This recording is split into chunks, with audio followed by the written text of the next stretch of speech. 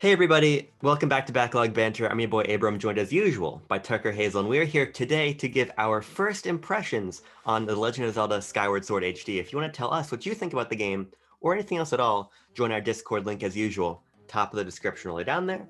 Like the video, subscribe to the channel, ring the bell. And here's what I'm going to say, right? Oh, okay. All right. Most of our reviews Step come back, from the everyone. search bar, they don't come from subscribers. It's true. So let's change that. Let's fix that. If you're watching this video and you enjoy it, subscribe. Literally, nothing bad happens when you do it. I I promise you. promise. I It's swear. only upside.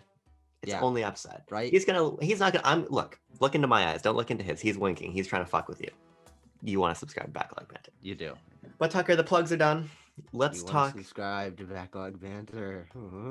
I wish I had like a fucking pocket watch. I could, Sure. Yeah. When was the last time you held a pocket watch? I hope fucking never. I'm legally not allowed to tell you. Okay. All right. Sure. Good point. Yeah. All right. But Tucker, We're Skyward here Sword. to talk about Skyward Sword HD. It's true. We've played it. We have had it in our hands, and both of us have beaten at least the first dungeon. I don't know how far you got past that. I've dabbled in a little bit of side activity after that, but this is my very first time playing this game Yes. after hearing nothing but controversy essentially Yeah. about the game, because I wasn't part of the zeitgeist when it came out. I was 11. I probably didn't even know Yeah. the Zelda game existed outside of Link being in Smash. So I was excited to get my hands on this game, and from, I would say, the first minute you get the control of Link in this game, I think this game is fantastic. Yeah. But it frustrates me in some very major ways. Sure. So that's one thing I wanted to know. You're brand new to the game. I got it back around launch. I was also 11, so I didn't have any fucking money. I distinctly remember spending Christmas money or something on the game, Sure. and I had this very specific memory of where I got stuck.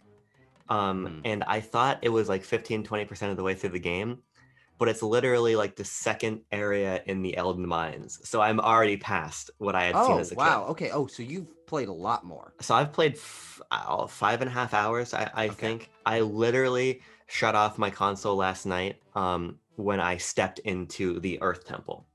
So okay. when I boot this bad boy back up, probably when we're done recording, I will be doing the second dungeon. So for context, I'm already past where I got as a kid, and that's where I am right now. I love this game. I really love it. I think it is perfectly emblematic of what I love about Zelda. I think that the biggest issue with the game is its controls. Yep. And that's gonna be my point mostly. And I have now transitioned completely to button play. Oh, interesting. Okay. And I think that the button controls take 10 minutes of getting used to, and then I don't see any reason to go back. Interesting. Okay. Because I have been pushing myself to use the motion controls, because I know that's one of the larger complaints about the game, but it's also one of the things that people who enjoy the game say is great about it, is the immersion of swinging the sword to do the combat, and how that impacts, each combat encounter feeling like a little puzzle and stuff. And I like that idea conceptually. I just don't know if the precision is there with the gyro of the Switch, and of course not the Wiimote, which was lesser hardware, to make it feel really natural. I'm going to come out by saying I think this is one of my favorite Zelda games conceptually. I haven't played a ton of them, but I think Skyloft might be my favorite location in a Zelda game so far.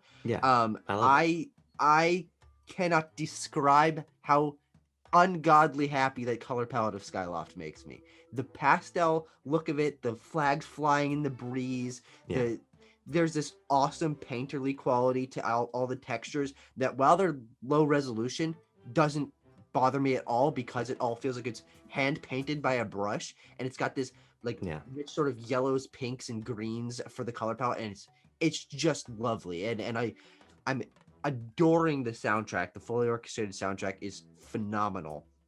Everything about the aesthetic of this game, from that color palette to the idea of Skyloft being a city in the sky and these people having their own culture and the houses being built into hills and stuff, all phenomenal. Jumping off of Skyloft and whistling for your bird and zipping into the sky, it's transcendental of an experience. But I think as soon as you get into a combat encounter and you're swinging your sword, and for some reason the bokoblin just Yeah, he's a snaps his he's a hand to the motherfucker. side. The bokoblin, like the most common enemy in the game, Yeah. snaps its sword to the side and blocks your hits, and you can't feel like you can exactly get it, or you're walking across one of those fucking tight ropes and it's really annoying to balance, or you're doing the swinging on a rope, which is really annoying to get that swinging motion to work.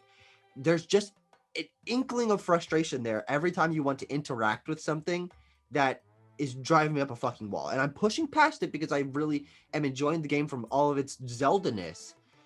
But being forced into those motion controls is very frustrating. And I found myself only transitioning to button controls twice or three times when I want to avoid the motion control jankiness. If I want to swing or something, I'll give it a few tries. And be like, no, I'll switch to button controls. But that's because I haven't given myself the opportunity to really sink my teeth into getting used to the button controls yet. So on your high recommendation, I'm gonna switch to button controls probably after we get finished recording this. Yeah, so I want to slow you down because you just said a lot I want to talk about. I really want to talk more about the narrative already without we'll spoil like the first segment, and we'll be very clear when we do, because a lot of people are playing this for the first time, and the narrative is very important. So we'll be careful about that. But I want to talk about that. I want to talk about the aesthetics and everything. But to hammer into the controls first before we move forward, the one thing I remember about playing the game as a kid is loving the Wii Motion Plus swordplay. The fact of the matter is that the Joy-Con just can't do what the Wii Remote can do. Yeah. And of course it's a more advanced piece of tech, but it doesn't have a sensor bar, and the gyro drift is just egregious. It makes it really frustrating to play. You gotta press Y essentially every time you want to interact with something that's motion controlled. Yeah, and it's not a good way to play, unfortunately. The other thing is, this is a long game. I didn't realize exactly how long it is. People are saying like 35, 40 hours to beat. And so I'm going to be playing a lot in handheld mode. And frankly, the way I picture it, especially since I'm going to be visiting my grandparents next week, so I'll be away from my dock already. If I'm going to be playing a lot in handheld mode, let's just get acclimated to the button controls. Let's just do it. Yeah, good point. And the thing is, you still can use motion for aiming when you're flying the beetle and when you're shooting slingshot and everything, but even in handheld with hold power and stuff. I'm assuming I've only played with Pro Controller with buttons so far. Okay. On my TV, but it just makes the experience a lot more seamless, because it removes the element of frustration inherent to the controllers completely. Because like, I was having a major issue when I started the game, and when you get pushed off of this statue and you're supposed to fall down into this little circle, and I just, as soon as I would start falling, my controller would pull way to the right, and I would just miss every time, and I was getting so fucking annoyed because Nintendo expects that you're holding a Joy-Con in like a neutral position in a certain way that I'm usually not. Usually I hold the Joy-Con more down flat like this. Yeah, usually they're my lap. So. Yeah, so so I'm usually holding Joy-Con like this, but in a lot of instances they expect that this is a neutral position. And because of that, it just makes things like swinging, like flying your loft wing, like doing all of this really cumbersome. Yeah. And just by merit of these controls not being available in handheld mode, it didn't make sense to me to frustrate through part of the experience with them when I can just switch over, which is disappointing to me, because I am a believer in motion control. When they work, I really love them. I like innovative control schemes like that, but the Joy-Con just aren't equipped for it. And I think that the button controls are actually pretty good. The biggest thing you have to get used to is you have to hold down L to move the camera with the right stick. And it takes a couple minutes, but very quickly it becomes second nature to hold down L to pan 360 camera. But I did see people say on Twitter, which is, I think, was the obvious decision, is right stick always moves camera and R unsheaths your sword and then takes you into combat. That seems like the correct way to map the controls, and you can't rebind that, unfortunately. But on the whole, I think that button is the way to play. Sure. Okay. I'm certainly willing to give it a try. As I said, I've only tried it in a few specific instances, and one time I think I accidentally had switched button controls when I was doing a battle or something, and I was freaking out because I was like, oh god, I don't know how to move the camera and stuff, because I hadn't acclimated myself. Yeah. But I am interested to give that a try, because while I find myself frustrated by the motion controls on the whole, I do think that there are instances where aiming with the controller like you did in Galaxy to turn the key to do the Yeah, manta ray and stuff. I think it's fun for the Beetle. I agree. Honestly, I was frustrated with the loft wing controls initially, but I think they really do work great in as motion controls now. I've gotten used to it. I think there's a really fun fluidity to snapping your wrist upward to make your loft wing have a boost of air to go upward, and then guiding them. Like if you do it really gently, it works well, but as Yeah, soon as you're doing both hands and like trying to get it gets into a flow where if you mess up, you're gonna jerk yourself around and it's gonna fuck up everything. And yeah, and I found myself doing that a lot with the Beetle when I first got introduced to it. yeah, But I'm just so conflicted because I think it does work really well in some circumstances. And in those circumstances, it's a great example of why motion controls can be used for immersion. But yeah. I think as soon as you enter the traversal and combat, which is a lot of the game, it ends up feeling more janky than anything. Um, and so I'm curious to see if I get into the button controls, because one thing that's interesting about the button controls, and man, they should have made this more obvious in the marketing, is you can use it on any controller in any like setup of permutation of using your Switch. You can use a Pro controller. You can use Yeah. button controls on split Joy-Con. I didn't know that was a thing.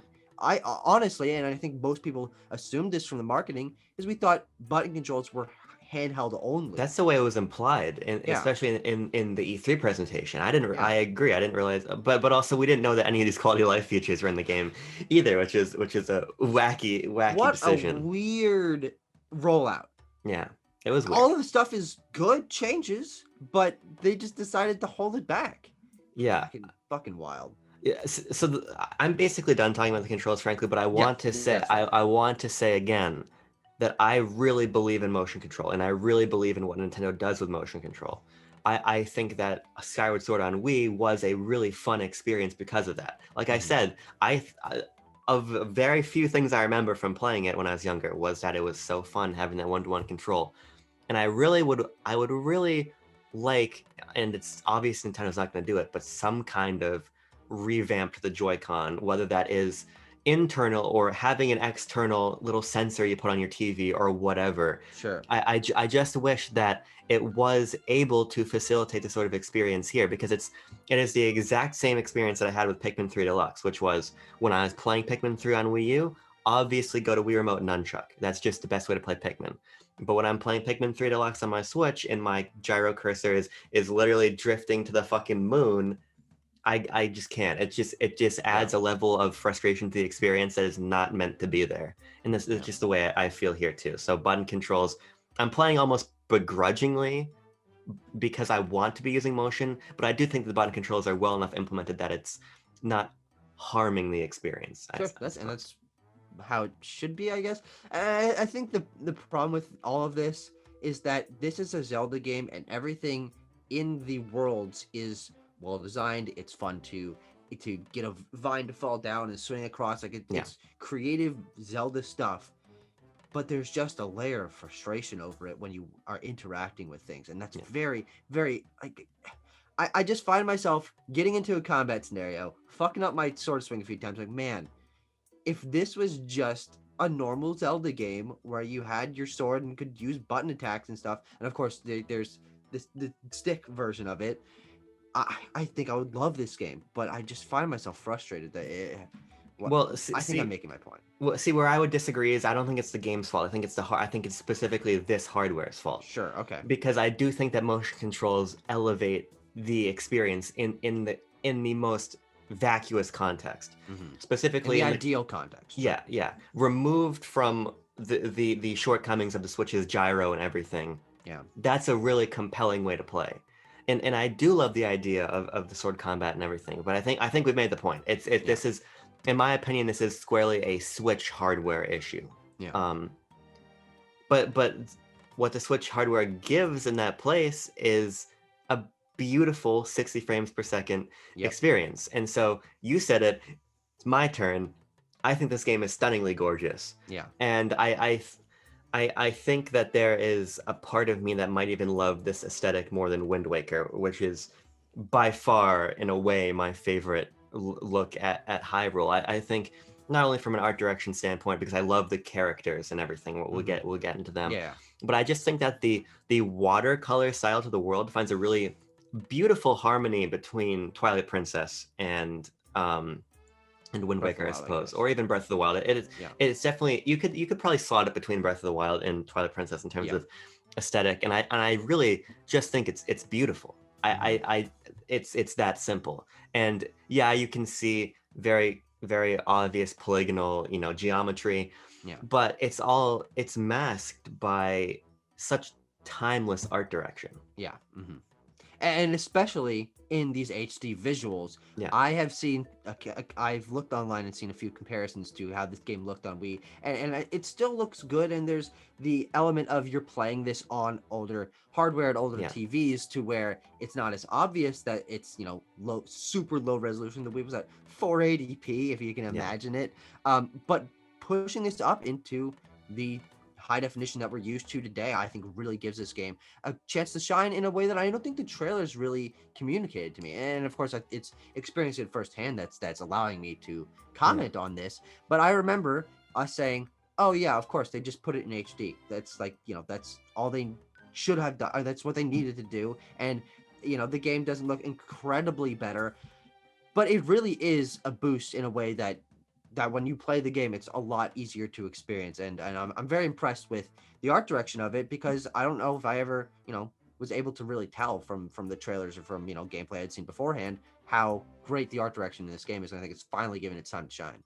Yeah, thinking back again to my experience playing the original, I don't remember the detail with which everything looks like it's actually watercolor. It's not just watercolor in terms of palette, it's watercolor in terms of it looks like there's brush strokes and everything. And I'm somewhat of an artist myself, and when I do paint, it is in watercolor. So I'm just subjectively really drawn to that aesthetic. Yeah. And I'm drawn to the idea of looking and seeing like brush strokes and seeing. I understand how in the real world you would make a watercolor painting look like that, and then to see that become the entire world and blanket all of Hyrule, it is just really beautiful. And you mentioned it too. This is some of the best Nintendo music I've ever heard. Period. I it's orchestrated. It's well known. This is the first orchestrated Zelda and everything, and it just sounds.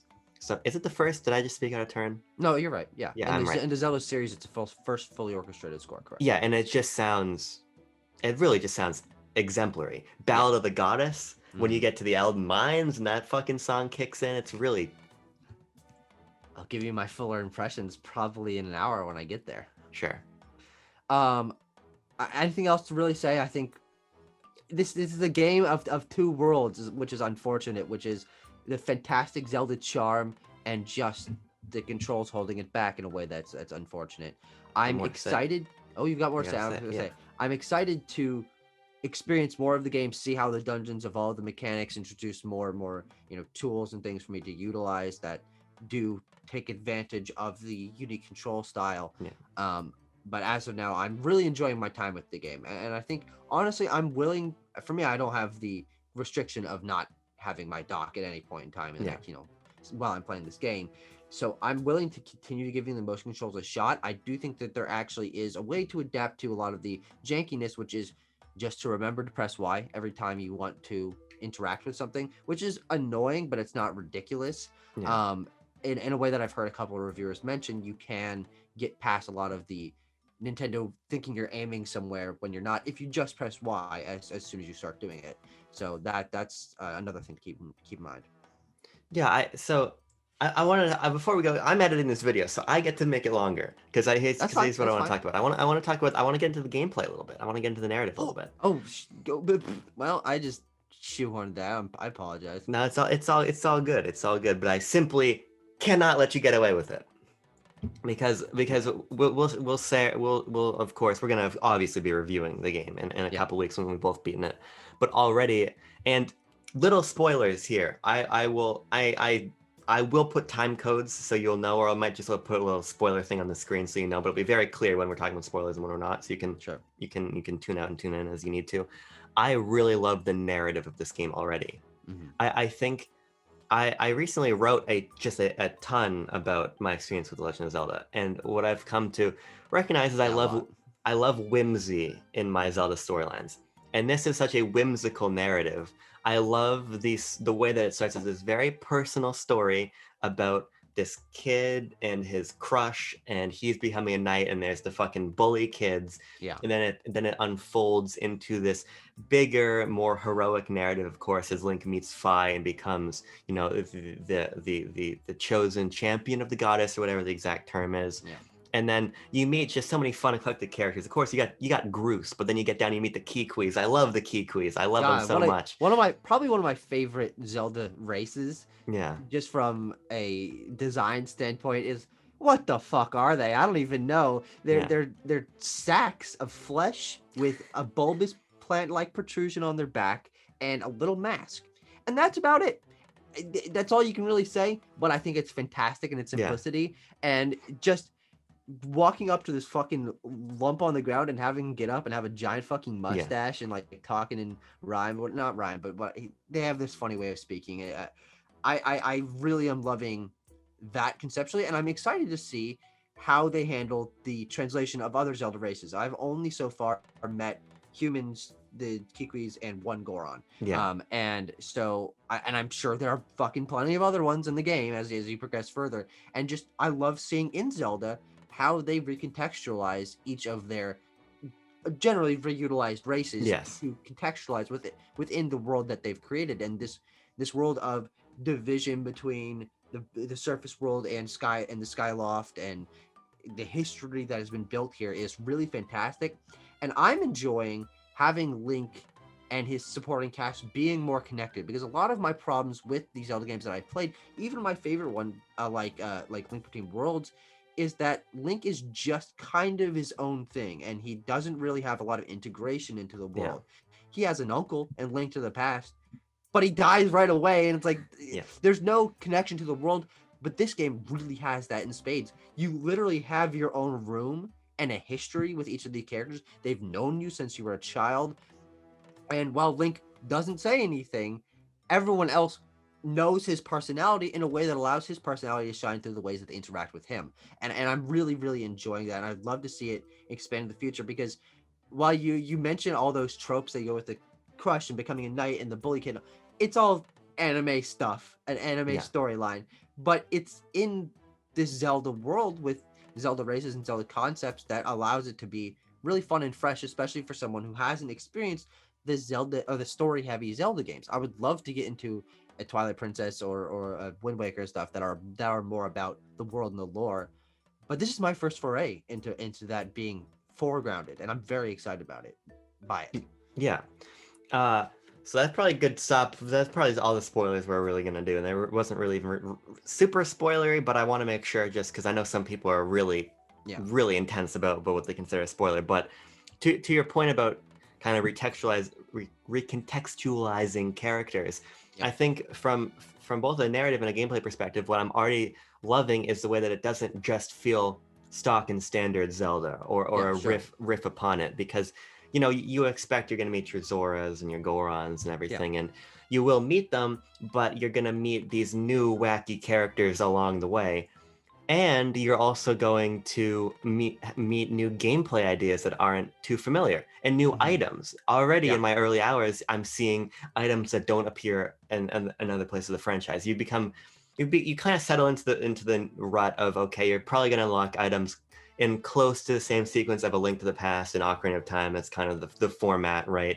And they'll be used in different ways in different games, but you kind of know, okay, it's time for me to get the boomerang, and it's time for me to get this item and that item. But already, that's not the way Skyward Sword rolls. It has so many of its own ideas, and that keeps exploration and dungeon solving so fresh, even for a veteran like me who has played basically all of the games save for this one in the Capcom titles. So it's just such a fresh and whimsical experience. Yeah, and I'm just enjoying this being. It's really different from what I've played of Ocarina of Time and of Wind Waker, in that it's really hard to describe, but the way that you use the open world aspect of it to travel with your Loftwing and then drop down into essentially what are linearly designed mini worlds for you to explore, I think is very interesting, and it makes it makes it feel more natural to me, because a lot of my complaints with other Zelda games is how jarring it is to jump from exploring the open world to being shoehorned into a dungeon. I'm Sure. not a big dungeon guy. I often find it to be restrictive, claustrophobic, really forced in terms of, okay, you have to do this, and if you don't understand what's going on in that puzzle, you can't progress. And I very much prefer Breath of the Wild style, which is of course one of my earlier Zelda games, Yeah. where a lot of the puzzle solving and engagement is in that open world. And this, I think, strikes a nice balance, because you've got a very simple open world with Yeah. Loftwing in the sky, but there's not such a jump in scope from the worlds to the dungeons, because they lead very naturally into them. And that's something I don't hear a lot of people talk about, but I think it's important to bring up, because you've got a huge open world in the Great Sea for Wind Waker. Yeah. You've got Hyrule Field, and then it funnels down into tinier dungeons that are like literally within a door or something like that. But this, I think, works a lot more naturally, at least in my experience, and it's getting me a little more used to, getting into dungeons, and I think that'll help me enjoy my experiences with future Zelda games even more. Yeah, one thing we definitely be keeping an eye on it as I play more is the way in which the linearity services that, but it also services more deliberate puzzle solving and exploration. Sure, yeah. Because yeah, this is a lot more linear than Zelda typically is, but there's a lot more density to what you're doing in the surface sections. Mm-hmm. Like when you're working your way towards the first temple, or when you're working your way through Elden to the second temple, there is a lot of puzzles and challenges you have to solve to get there. Yeah. In a way that feels really deliberate. And so what it might lack in scope, I mean, yeah, you can go up to the sky and you can fly around, you got the islands to explore and everything, but on the surface, what that might lack in scope, it makes up for in I think really smart in dense design, which I find super appealing. So that's Yeah. something I'm already loving and really excited to see more of it as I get deeper into the game. But now I think I'm done. Now, Do you have anything else you I'm want to say? certainly done. All right. I'm glad you helped me bring up, gameplay and story, which Yes. are pretty important aspects think of so. a video game. But I'm just excited to play more. I don't know. We don't really have a timeline of when we could be reviewing this. It might honestly be a while. I think it's gonna be a considering your schedule. But I don't have anything stopping me from just playing this game, and because it's an entirely new Zelda experience for me, I plan to essentially be playing nothing but this until I beat it. And of course, if I get stuck in a place or the gameplay starts not connecting with me, I might, slow down a little bit. But as of now, I'm at work, I'm eating, I'm sleeping, I'm doing other things. I'm like, oh, I just want to be fucking around in Zelda world. And that's always a great, mindset to be in when you're having any video game. Yeah, and this is a big game, so I think that definitely temper your expectations of when that review is coming. Because I'm traveling, but I'll of course still be playing. But even removed from the context of other responsibilities, like 40 hours, that's a really meaty Zelda title. Yeah. So we'll deliver a review when we're ready to, so we can give you our most robust thoughts. Because I already want to think about how it connects not only narratively but really mechanically into Breath of the Wild and what it does by its own merit and how it involves the franchise. I got a lot to say already, and I've played 5 hours, so we'll be back for that when it's time. When it's time. And it'd be worth the wait. It'd be like Arlo. Be like waiting for an Arlo review. You know when that comes, it's you said the quiet part out loud. But with that, everybody, I think we're done. We'll talk to you later. And Arlo, we love you. Yes, we do. Yeah, we're big Arlo fans. We're not trying to shit on you, Arlo. I listened to your Paper Mario. I'm actually re-listening to his Paper Mario Origami King review. That's a great fucking review. Great. I should probably end the video, shouldn't I? Yeah, fine.